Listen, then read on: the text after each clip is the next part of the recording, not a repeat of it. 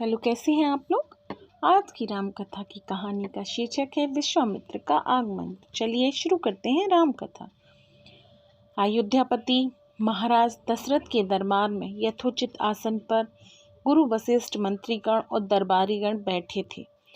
अयोध्या नरेश ने गुरु वशिष्ठ से कहा, हे गुरुदेव, जीवन तो क्षणभंगुर है और मैं वृद्धावस्था की ओर अग्रसर होते जा रहा हूँ। राम, भरत, लक्ष्मण और शत्रुघ्न चारों ही राजकुमार अब वयस्क भी हो चुके हैं। मेरी इच्छा है कि इस शरीर को त्यागने से पहले राजकुमारों का विवाह देख लूं। अतः आपसे निवेदन है, इन राजकुमारों के लिए योग्य कन्याओं को खोज करवाएं। महाराज दशरथ की बात पूरी होते ही द्वारपाल ने ऋषि विश्वामित्र के आगमन की सूचना दी। स्वयं राजा दशरथ ने द्वार पर जाकर विश्वामित्र की अभ्यर्थना की और आदरपूर्वक उन्हें दरबार के अंदर ले आए तथा गुरु वशिष्ठ के पास ही आसन देकर उनका यथोचित सत्कार किया। कुशलक्षेम पूछने के पश्चात राजा दशरथ ने विनम्र वाणी में ऋषि विश्वामित्र से कहा, हे मुनिश्रेष्ठ, आपके दर्शन से मैं कृतार्थ हुआ तथा अपने चरणों की पवित्र धूलि से यह राज दरबार और संपूर्ण अयोध्या धन्य हो गई। अब कृपा करके आप अपने आने का प्रयोजन बताइए। किसी भी प्रकार की आपकी सेवा करके मैं स्वयं को अत्यंत भाग्यशाली समझूंगा। राजा के विनय पूर्वक वचनों को सुनकर मुनि विश्वामित्र बोले, हे राजन, आपने अपने कुल की मर्यादा के अनुरूप ही वचन कहे। इक्ष्वाकु वंश के राजाओं की श्रद्धा भक्ति गौ, ब्राह्मण और ऋषि मुनियों के प्रति सदैव ही रही है। मैं आपके पास एक विशेष प्रयोजन से आया हूँ। समझिए कि कुछ मांगने के लिए आया हूँ। यदि आप मुझे वांछित वस्तु देने का वचन दें तो मैं अपनी मांग आपके सामने प्रस्तुत करूँ। आपके वचन देने न देने की दिशा में मैं बिना कुछ मांगे ही लौट जाऊंगा।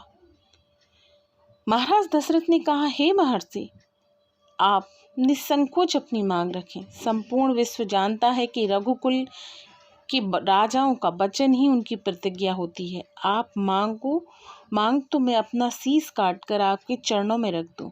उनके इन वचनों से आश्वस्त ऋषि विश्वामित्र बोले, राजन, मैं अपने आश्रम में एक यज्ञ कर रहा हूँ। इस यज्ञ की पूर्णाहुति के समय मारीच और सुबाहु नाम के दो राक्षस आकर रक्त, मांस आदि अपवित्र वस्तुएं यज्ञ वेदी में फेंक देते हैं। इस प्रकार यज्ञ पूर्ण नहीं हो पाता।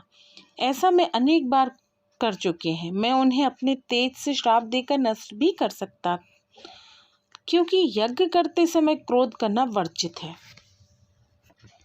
मैं जानता हूँ कि आप मर्यादा का पालन करने वाले हैं, ऋषि मुनियों के हितैषी एवं प्रजावत्सल राजा हैं। मैं आपसे आपके ज्येष्ठ पुत्र राम को मांगने के लिए आया हूँ, ताकि वह मेरे साथ जाकर राक्षसों से मेरे यज्ञ की रक्षा कर सके और मेरा यज्ञ अनुष्ठान निर्विघ्न पूरा हो सके। मुझे पता है कि राम आसानी के साथ उन दोनों का संहार कर सकते हैं, अतः केवल 10 दिनों के लिए राम को मुझे दे दीजिए।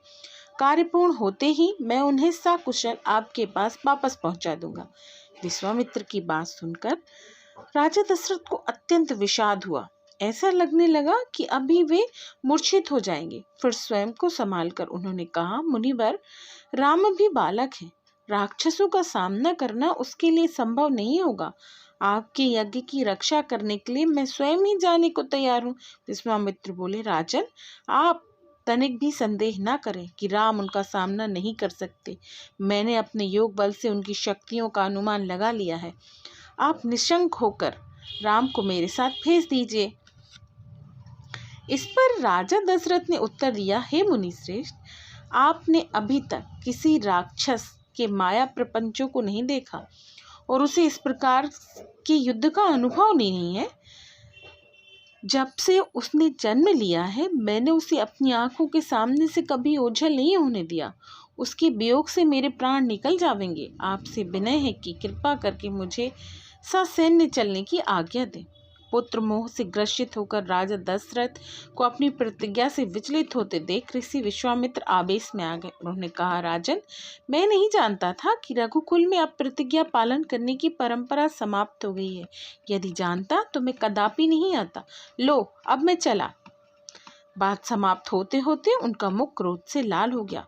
विश्वामित्र को इस प्रकार क्रुद्ध होते देखकर दरबारी एवं मंत्रीगण भयभीत हो गए और किसी प्रकार की अनिष्ट की कल्पना से कांप उठे। गुरु वशिष्ठ ने राजा को समझाया, हे राजन, पुत्र के मोह में ग्रसित होकर रघुकुल की मर्यादा, प्रतिज्ञा पालन और सत्यनिष्ठा को कलंकित मत कीजिए। मैं आपको परामर्श देता हूं कि आप राम के बालक होने की बात भूलकर एवं निशंक होकर राम को मुनिराज के साथ भेज दीजिए।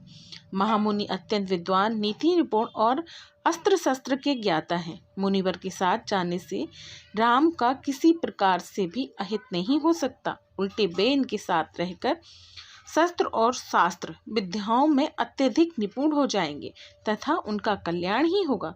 गुरु वशिष्ठ के वचनों से आश्वस्त होकर राजा दशरथ ने राम को बुला भेजा। राम के साथ साथ लक्ष्मण भी वहां आए। राजा दशरथ ने राम को ऋषि विश्वामित्र के साथ जाने की आज्ञा दी। पिता की आज्ञा शिरोधार्य करके राम ने मुनिवर के साथ जाने के लिए तैयार हो जाने पर लक्ष्मण भी ऋषि विश्वामित्र के साथ चलने के लिए प्रार्थना की और अपने पिता से भी राम के साथ जाने की अनुमति मांगी। अनुमति मिल जाने पर राम और लक्ष्मण सभी गुरुजनों से आशीर्वाद लेकर ऋषि विश्वामित्र के साथ चल पड़े। समस्त अयोध्या वासियों ने देखा कि मंद धीर गति से जाते हुए मुनिश्रेष्ठ विश्वामित्र के पीछे पीछे कंधों पर धनुष और तरकस में बाण रखे दोनों भाई राम और लक्ष्मण ऐसे लग रहे थे मानो ब्रह्मा जी के पीछे दोनों अश्विनी कुमार चले जा रहे हों। अद्भुत कांति से युक्त दोनों भाई गोह की त्वचा से बने दास्ताने पहने हुए थे। हाथों में धनुष और कटी में तीक्ष्ण धार वाली कृपालें शोभायमान हो रही थी। ऐसा प्रतीत हो रहा था मानो स्वयं शौर्य ही शरीर धारण करके चले जा रहे हो। लता बिटपों के मध्य से होती है 6 कोस लंबा मार्ग पार करके वे पवित्र सरयू नदी के तट पर पहुंचे। मुनि विश्वामित्र ने स्नेह युक्त मधुर वाणी में कहा, हे वत्स, अब तुम लोग सरयू के पवित्र जल से आचमन स्नान आदि करके अपनी थकान दूर कर लो, फिर मैं तुम्हें प्रशिक्षण दूंगा। सर्वप्रथम मैं तुम्हें बला और अतिबला नाम की विद्याएं सिखाऊंगा। इन विद्याओं के विषय में राम के द्वारा जिज्ञासा प्रकट करने पर ऋषि विश्वामित्र ने बताया, ये दोनों ही विद्याएं असाधारण हैं। इन विद्याओं में पारंगत व्यक्तियों की गिनती संसार के श्रेष्ठ पुरुषों में होती है। विद्वानों ने इन्हें समस्त विद्याओं की जननी बताया है। इन विद्याओं को प्राप्त करके तुम भूख और प्यास पर विजय पा जाओगे। इन तेजोमयी विद्याओं की सृष्टि स्वयं ब्रह्मा जी ने की है। इन विद्याओं को पाने का अधिकारी समझकर मैं तुम्हें इन्हें प्रदान कर रहा हूँ। राम और लक्ष्मण ने स्नान आदि से निवृत्त होने के पश्चात विश्वामित्र जी ने उन्हें इन विद्याओं की दीक्षा दी। इन विद्याओं के प्राप्त हो जाने पर उनके मुखमंडल पर अद्भुत कांति आ गई। तीनों ने सरयू नदी के तट पर विश्राम किया। गुरु की सेवा करने के पश्चात दोनों भाई तृण शैया पर सो गए। ये था हमारे विश्वामित्र जी के आगमन की कथा। मिलते हैं अगली कथा में।